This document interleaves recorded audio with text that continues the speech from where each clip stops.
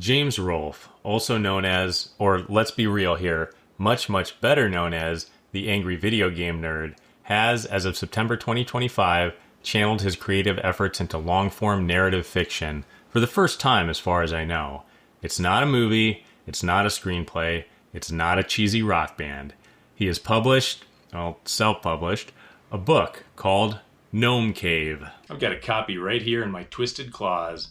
And a book is right up my alley because although I review old games on this channel and I watch a lot of AVGN episodes, I still know more about books than I do shitty games. Although I know a lot about shitty games too, that's why the first one I reviewed was The Page Master. But the AVGN web series hasn't been good for about 12 years. I mean, the last one I remember laughing at was Beavis and Butthead, and that was in 2016.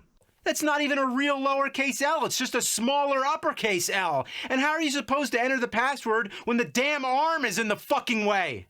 So before delving into the text of Gnome Cave, I can't help speculating about it. I know James loves horror, at least in its cinematic form.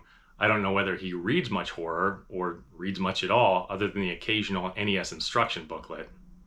Now what the fuck is a tektite? I also don't know whether James prefers to call himself a director, an author, or just a content creator. Books and movies are different. Thanks, James.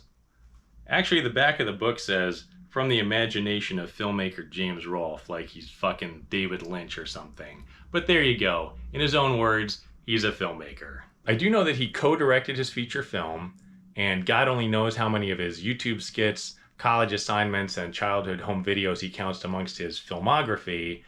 But let's just say that James is a director with between one half of one film and like 700 films under his belt.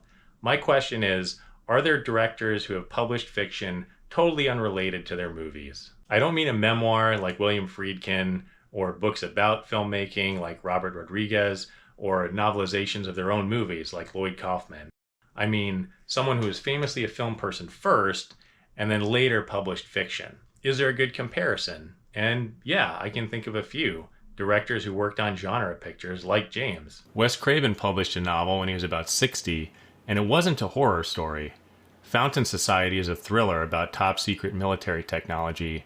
So, like James with Gnome Cave, Craven was not specifically trying to appeal to his existing audience. Tobe Hooper's Midnight Movie is an interesting comparison, because he has a checkered reputation for inventive, independent horror mixed with poorly received, borderline hack work. His novel fictionalizes his own directing career, using a supposedly forgotten film from his youth as the basis for the plot.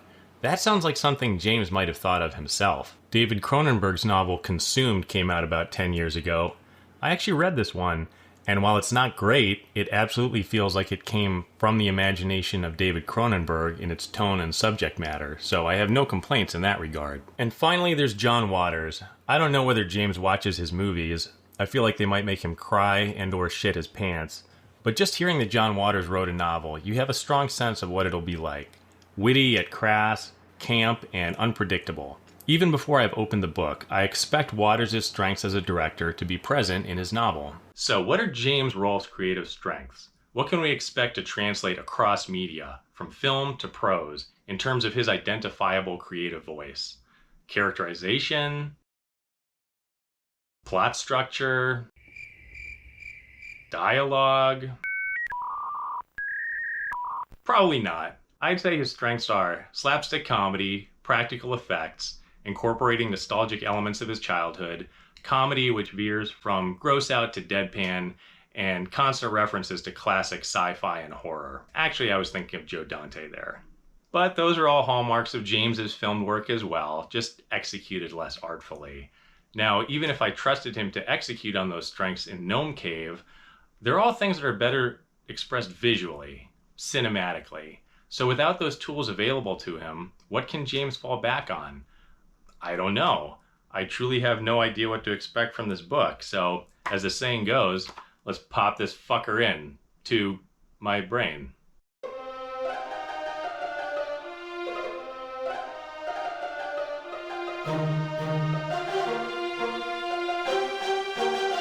Well, that didn't take long. This thing is short, and there are horror classics at well under 200 pages, like Frankenstein or The Turn of the Screw, but Gnome Cave is barely 90 pages. It should have either been a leaner short story or a more fully fleshed out novel. As it stands now, it's too bloated for the former category and too unsatisfying for the latter. And yeah, it's not good. We'll take a look at why it's not good, but let me first summarize the plot of Gnome Cave. Dante is in his 40s and feeling his age. After his terminally ill mother passes away, he becomes fixated on reliving a particular moment from his youth, when he and his three friends Kate, Bruce, and Adam visited a local amusement park 30 years ago. They went on a ride called Gnome Cave, and during the ride, Dante had the opportunity to either send them down the track towards the super scary dragon or the track that led directly to the exit. Dante chickened out, and even though his friends didn't really seem to care, he led them in a vow to return someday and see the dragon. His mother's death is the inciting incident which causes Dante to reach out to the other three, even though they're no longer friends and apparently haven't spoken for years and years. Initially, Kate, Bruce, and Adam just show up to attend Dante's mother's memorial service, but he's got it all planned out. Let's go back to Pinewood Park, let's go back to Gnome Cave, let's fulfill our vow to see that dragon. Again, the others don't really seem to care. Bruce, the loudmouth joker of the group, is kinda into it. Adam, the quiet nerd who probably doesn't need to be a character in this book at all, just goes with the flow. And Kate goes along too, even though she's the only one with the motivation not to. She has a criminal record and doesn't want to be caught trespassing. Pinewood Park has been closed for nearly 30 years and is in serious disrepair when they arrive. Dante finds the now hidden entrance to Gnome Cave and smashes his way in because he brought along a crowbar and flashlights and even a hand sickle to cut away the high weeds, which seems a little weird, but okay. They start exploring and find one of the old mine carts, which is no longer functional, but they all sit in the same spots that they did as kids at Dante's insistence. He has an old photograph of the four of them from that day, which he's constantly referencing. Suddenly, the tunnel caves in behind them, blocking their exit. This is the midway point of the story, and it's as far as James got in his original pitch video back in 2021. From here, the tale takes a turn, so get ready for spoilers. The four of them split up, either searching for another exit or attempting to clear the debris. Then someone smashes Kate over the head from behind, and within the span of only about 4 pages, murders Bruce and Adam. You won't be shocked to learn that it's Dante. He's attempting to stop the future from washing away the memories of the past, in James's words. But Kate's not dead. She regains consciousness, then she and Dante have a screaming match regarding the themes of the story, which is definitely something that normal human beings do. She breaks away from him and goes to hide in the other tunnel, the one that should lead to the exit. Dante continues into the dragon's chamber on his own, and at first he only sees a whimsical dragon painted on the wall, but then a hideous, rotting, animatronic dragon creature descends from the ceiling, and Kate can hear Dante's screams. She finds that the tunnel that she's in is also blocked, so after a while she heads to the dragon's chamber as well. All she finds there is Dante's corpse with a rictus of mortal terror frozen on his face. And the dragon, whether it was real or in Dante's imagination, is nowhere to be found. At this point, the story is basically over, but we're only about 80% of the way through the book. The remainder is devoted to Kate cleaning up the crime scene because she's afraid she'll be accused of murder, and then tracking her through the ensuing years as she's tormented by the memories of these events. She returns to Pinewood Park a few years later to find that the site has been bulldozed, and then there's another time skip and she returns 20 years later to find a new neighborhood has been built there. She enters a Chinese restaurant that now stands above where Gnome Cave once was, and there she sees a snarling golden dragon. The end. The bones of a serviceable, if not strikingly original story may be in here somewhere, but you'd have to take an extremely charitable view to see this as anything other than a bland story told poorly. Now, I'm not going to break it down and try and rewrite it point by point because I'm not getting paid for this shit, but we can take a stab at improving the beginning, middle, and end of Gnome Cave. I need to know a lot more about the 4 kids to be invested in the story from the start. Why were they friends when they were young? Why did they stop being friends as they aged?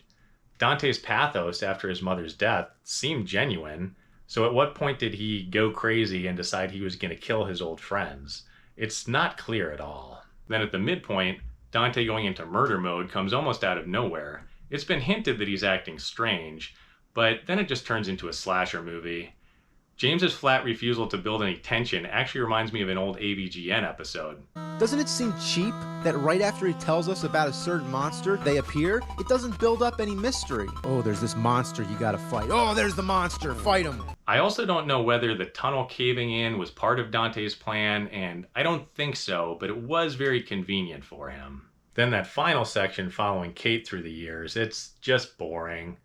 I understand that Kate's regret is supposed to be a mirror image of Dante's, like he wanted to hang on to the past, she wanted to let it go, he regretted things that he didn't do, and she regrets things that she did. But the fact that I have to work so hard to wring any meaning from such a simply written book reflects poorly on its author. And I'm not saying just be a better writer. That's like if I reviewed the shit-sucking cliffhanger game on NES and said, why isn't this more like a good game instead of sucking shit? Because it's not that simple. Yo, look at me, I'm Stallone, I'm climbing a mountain. Man, this game is legit butt cheeks. It's clear there was no editorial oversight on Gnome Cave, which isn't a huge shock given that it's a vanity project, but it is to the detriment of the final result. A copy editor is credited, but that's not the same. A copy editor looks at the mechanics and grammatical accuracy of the text. Is your punctuation correct? Should this be a dash or a semicolon?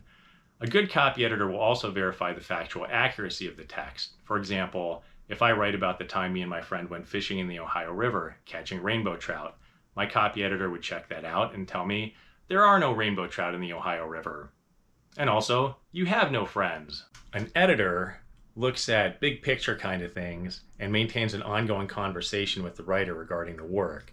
Issues of voice, story structure, characterization. An editor would have been the one to say to James, maybe this sounds more like a book geared towards younger readers and we should lean into that. Or we don't know enough about the characters at this point in the story. You need to go back and flesh this out. Or Gnome Cave sounds fucking stupid as a title. You know, things like that. So, is there anything I like about the book? Well, the bar is so low that I'll give James a crumb of credit for focusing on a female character, just because I didn't expect him to. Other than the Angry Video Game Nerd movie, or Angry Video Game Nerd the movie, why is it titled that way? Why is every decision regarding that movie so wrong? I can hardly think of any women in his hundreds of video projects, so way to subvert my expectations, James. Not that Kate is a particularly well-written character, though. And why is she scared of the Chinese dragon at the end if she never saw the dragon that Dante did? Fucking oops. Another thing I'll give James credit for is that I'm getting a little tired of how much contemporary horror deals with trauma. And he did avoid that trope, even though it may not have been a conscious decision. In Gnome Cave, the kids avoided the trauma by not seeing the dragon. And when they go back 30 years later, they do so willingly. The trauma they're dealing with is adulthood. This shit sucks compared to being a kid at an amusement park. I agree. I just don't think it's nostalgia gone wrong, as James described it. I think it's simple regret. Dante regrets the things he didn't do in his life. James attempted to convey a theme with Gnome Cave, but without any nuance, style, or refinement to the storytelling, I just don't care. I was only interested in this book in the first place because James Rolfe wrote it, even though he seems to doubt his YouTube audience's literacy. I'm not sure how much of my audience is into reading literature. Seriously, James? You didn't think we could handle a 90-page story? Can you read, my son? Well, that depends. Can you go fuck yourself? So yeah, Gnome Cave is bad, whatever. You don't have to take my word for it. I'm trading my copy to Sylvester Stallone for the cliffhanger game. Just to get another opinion on the book, what do you think of it, Sly? Good, but I would say it's horrible yet terrible. Ugly yet disgusting. You suck.